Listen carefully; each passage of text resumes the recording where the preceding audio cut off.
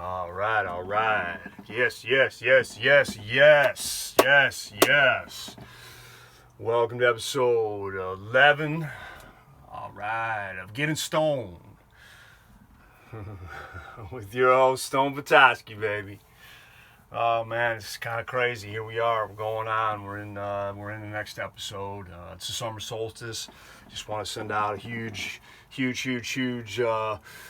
solstice vibration of positivity and connection and unity and love. Love. Yeah, some joy. Let's sprinkle some joy in there, and let's throw a whole bunch of gratitude too. Come on now, just heap a bunch of that in there, and let's just keep on keeping on with all that good stuff. World needs it now more than ever. You know what I'm saying? Yes. What's going on? Tell me what's going on. Yeah, Marvin. Come on, baby. He's bringing it in. That man was for real. Yeah, I've been watching some of his stuff. His live stuff is just so beautiful. So beautiful. Man. He gave, his that whole story of that whole album and how that all came to be. Unbelievable. Marvin hung, man. He just refused to put out music unless he could put out what he wanted to put out, and the rest is history. Y'all. So we still got lots of room to grow. We got lots of room to get better. We're pushing boundaries. We're opening up our hearts. We're opening up our minds, and that's a beautiful thing. That is a beautiful, beautiful thing. So more love and less hate.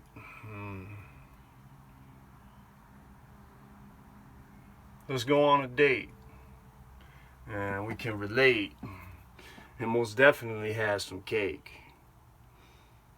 We can check into each other's soul, can look into each other's eyes, and realize what a prize. But it's not about getting to the top.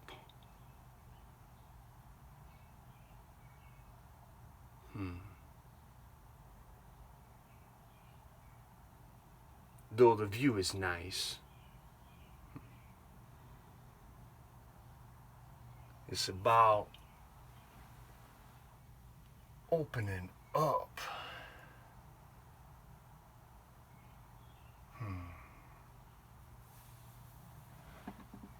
Giving and giving and giving. Once, twice, 3 times a lady. Now we're going to the Commodores. Anyways, happy solstice, y'all. Happy solstice. Peace and love, positivity.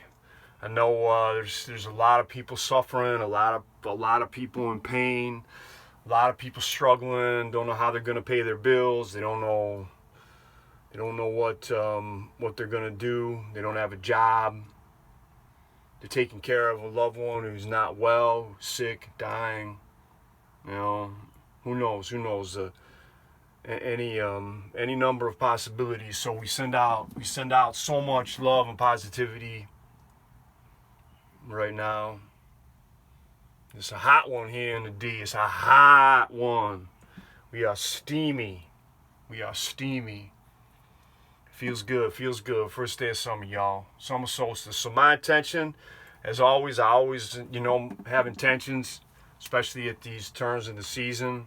There's some kind of cosmic badassery about all that, I love it all. Even if it's just a story up inside our head, which I'm going to touch on in a few minutes with the reading from today, Those human myths, man, that's all good. It's what we do, It's what we do, and it's cool. It's a good thing. Keeps life fun, keeps life interesting. Of course, it also causes all kinds of distorted behaviors, and confusions. But It's all learning and growing and living and loving.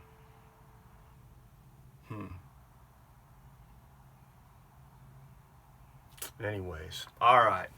So I'm gonna do, like I said, we're gonna do a little reading here. Feel good, y'all. Feel good. Feel good. Take a moment. Take a moment. Take a moment. Just take a moment. Take a breath.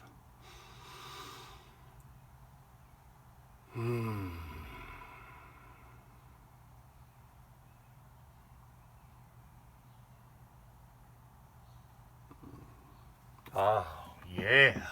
That feels good. Just a breath, the simplicity of that. The inhale and the exhale. It's kind of like when you're in that zone, when you're pounding that nail, connecting two pieces of wood, because it's all good, because you're building a house.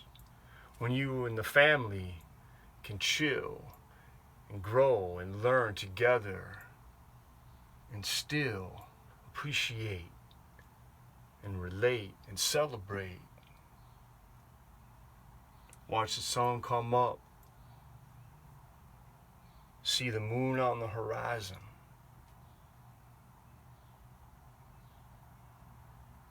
And all the while realizing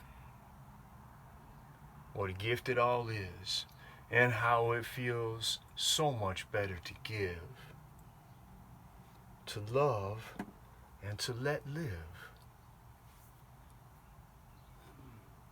You know what I'm saying, y'all? Come on now. Come on, you feel that. You feel that. No matter the color of the skin, don't matter who you fall in love with. Don't even matter. It don't matter who you believe, what you see is behind all of it. We're all in this together, yo. That other stuff is just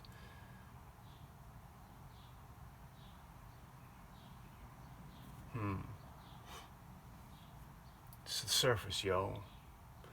The difference is we're so much more alike than we are different. I know it sounds cliche to say, but especially in times like this where it's been just, it's right there. The wound is just extra special raw, and we're being exposed for the cowards and the liars and all that, and the perpetuators of sadness and hurtfulness. But sometimes the truth is ugly, but that's the truth. And so when you look at that and you touch that, then I think it opens your heart more. You can see that we're all vulnerable, that we're all precious, even the most wounded amongst us that do cruel things.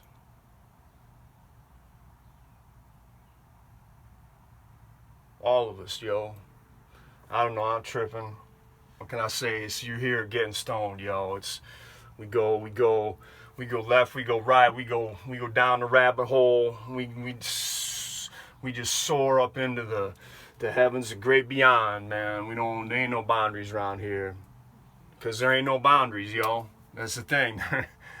The boundaries are an illusion. Yeah. Ain't nothing separating nothing, man.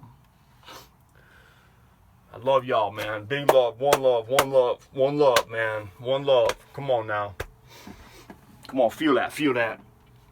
All right, let's do a little reading here, man. This cat blew my mind, man. He's just he pushes past all kinds of boundaries as far as it comes to how humans see the world, see their existence, see life, what have you. So this is a book called Straw Dogs: Thoughts on Humans and Other Animals. Written by a gentleman by the name of John Gray. So we're just going to jump off. I'll just read the beginning of it, first couple pages of it, what have you. It'll give you enough of a taste of what it's all about. Here we go. Chapter 1: Science versus Humanism. Most people today think they belong to a species that can be master of its destiny. This is faith, not science. we do not speak of a time when whales or gorillas will be masters of their destinies. Why then humans? We do not need Darwin to see that we belong with other animals.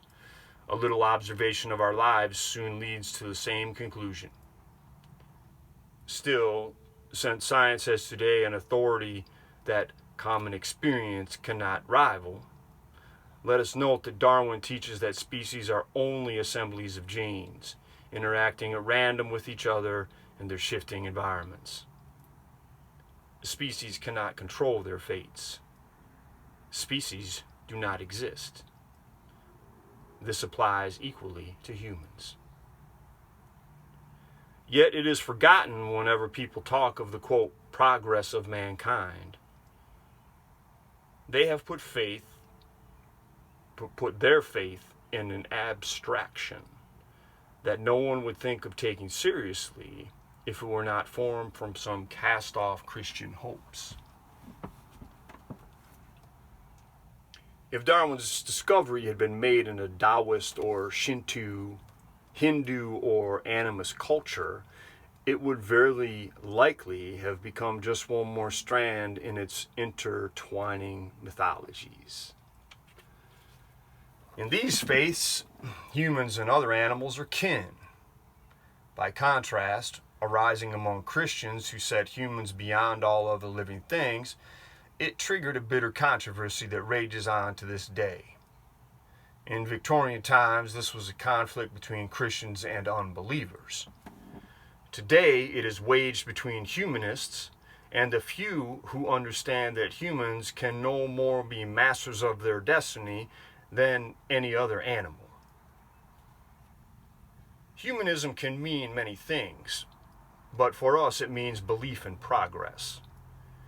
To believe in progress is to believe that by using the new powers given us by growing scientific knowledge, humans can free themselves from the limits that frame the lives of other animals. This is the hope of nearly everybody nowadays. But it is groundless. For though human knowledge will very likely continue to grow, and with it human power, the human animal will stay the same. A highly inventive species that is also one of the most predatory and destructive. Darwin showed that humans are like other animals. Humanists claim they are not. Humanists insist that by using our knowledge we can control our environment and flourish as never before. In affirming this, they renew one of Christianity's most dubious promises, that salvation is open to all. The humanist belief in progress is only a secular version of the Christian faith. In the world shown to us by Darwin, there is nothing that can be called progress. To anyone reared on humanist hopes, this is intolerable. As a result, Darwin's teaching has been stood on its head, and Christianity's cardinal error, that humans are different from all other animals, has been given a new lease on life.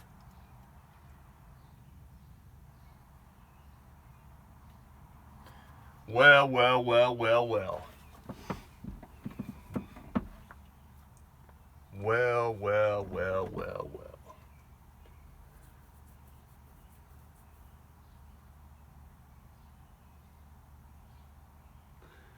Now, ain't that a big old dose of humble pie?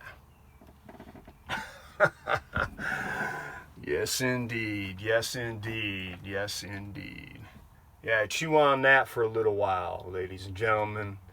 Chew on that. See where that takes you.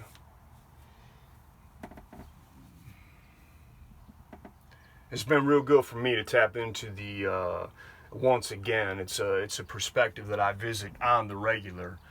The idea that the human animal is somehow special, more so than any other. And yeah, I don't buy that one for a second.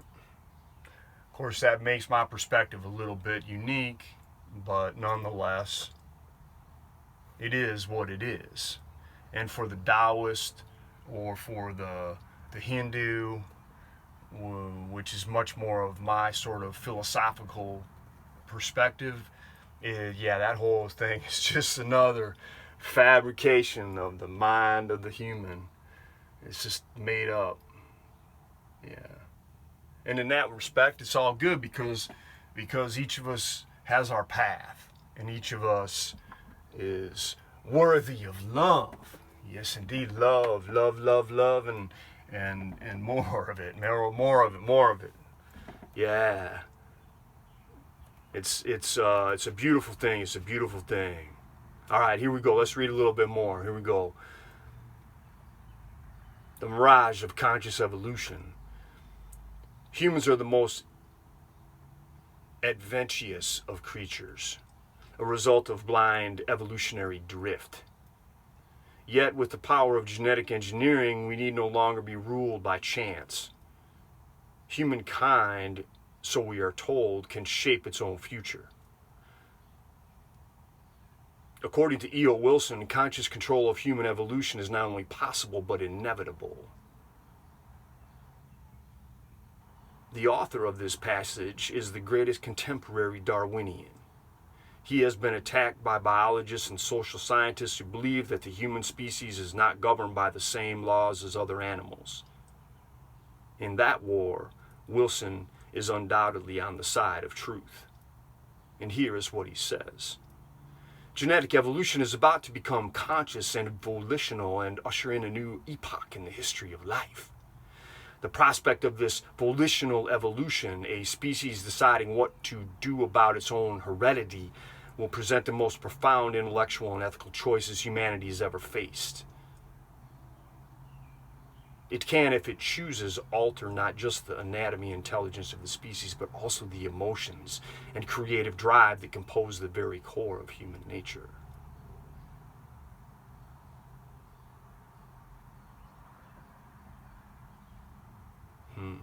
Yet, the prospect of conscious human evolution that Wilson evokes is a mirage.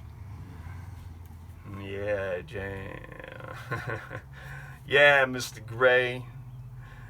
The idea of humanity taking charge of its destiny makes sense only if we ascribe consciousness and purpose to the species. But Darwin's discovery was that species are not only currents in the drift of genes. The idea that humanity can shape its future assumes that it is exempt from this truth. It seems feasible that over the coming century, human nature will be scientifically remodeled. If so, it will be done haphazardly, as an upshot of struggles in the murky realm where big business, organized crime, and the hidden parts of government vie for control. If the human species is re-engineered, it will not be the result of humanity assuming a godlike control of its destiny. It will be another twist in man's fate.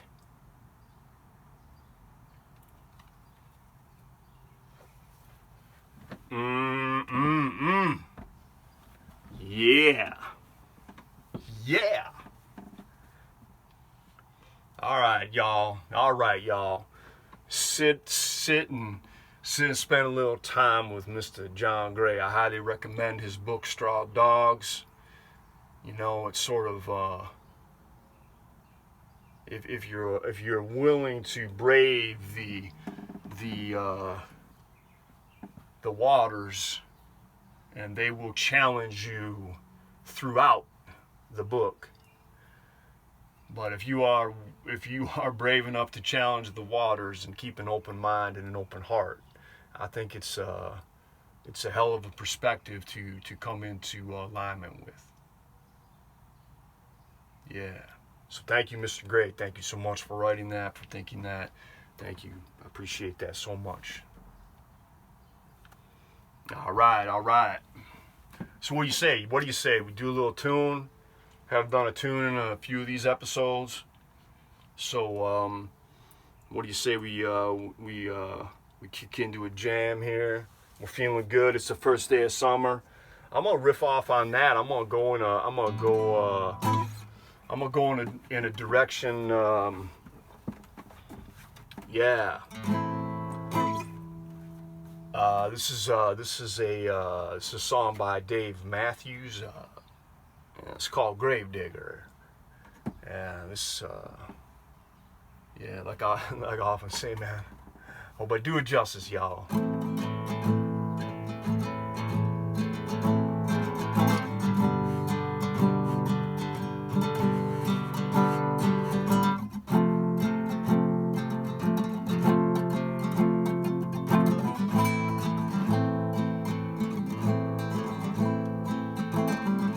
Cyrus Jones, 1810, 1913. And his grandchildren believe he could live to 103. 103, forever when y'all just a little kid. So Cyrus Jones lived forever.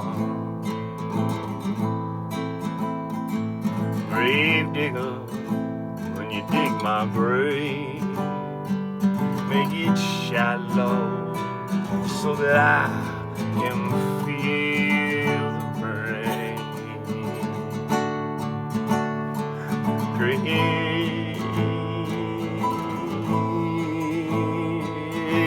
Gravedigger,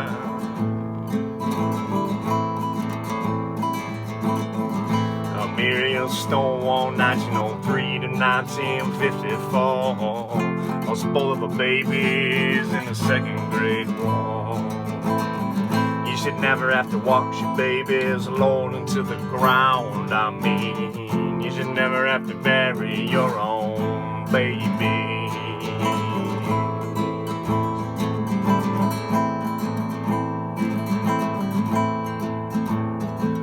Gravedigger, you dig my grave, make it shallow so that I can feel the rain.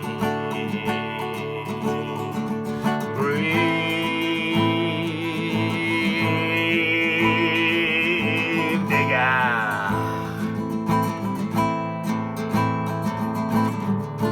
ring around the rosy, pockets full of posy, ashes to ashes, we all fall down. Gravedigger,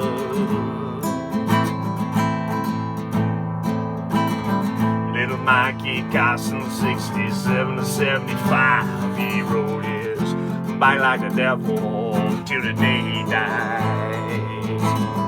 When he grows up, he won't be Mr. Body Go in a flying trapeze of 1992. Gravedigger, I dig my grave, make it shallow so that I can feel the rain, so that I can feel the rain.